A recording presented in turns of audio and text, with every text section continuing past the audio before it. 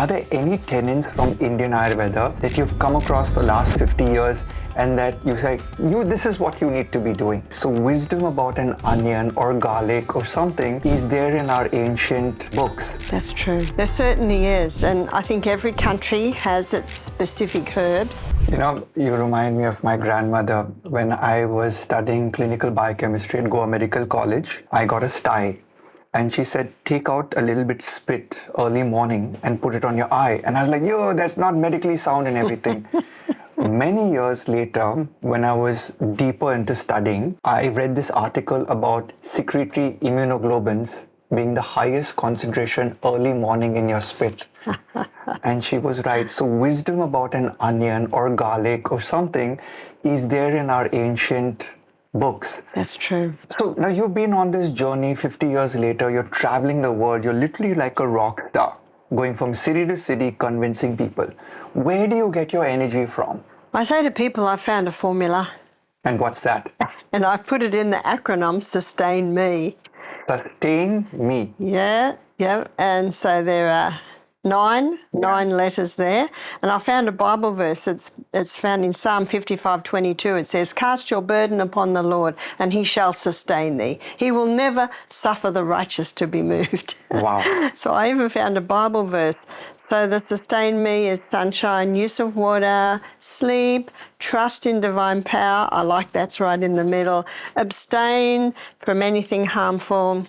I is inhale through the nose, and N, nutrition. Me is moderation in all the good things. And the last one, E, is exercise. So I am diligent. In fact, one girl said, Barbara, you're so disciplined. I said, well, it works. I think I always tell people discipline is the starting point of great health. Are there any tenets from ancient wisdom in Chinese medicine or Indian Ayurveda that you've come across the last 50 years and that you say, this is what you need to be doing? There certainly is. And I think every country has its specific herbs. And I know India are well known for their turmeric and their ginger, two herbs that I very much love, two very powerful herbs, but also the water. I love the water therapy. So in my second letter in the acronym, Sustain Me, it's use of water. So use of water is referring to drinking adequate water.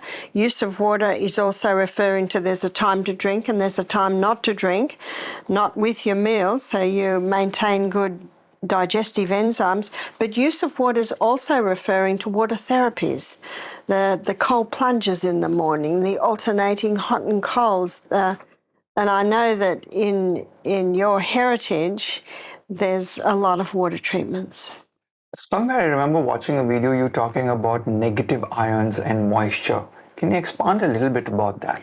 Well, negative ions are electrically charged oxygen molecules, and three things have to be present. And I read this in a book, and when I read something good, I memorize it. Water droplets pass through the air, casting off negative ions.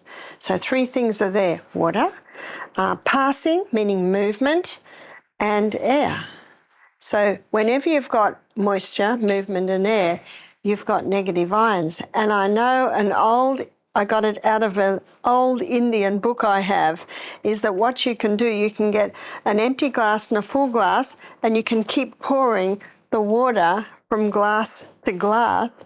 And I now know that actually is creating negative ions, and then you drink the water.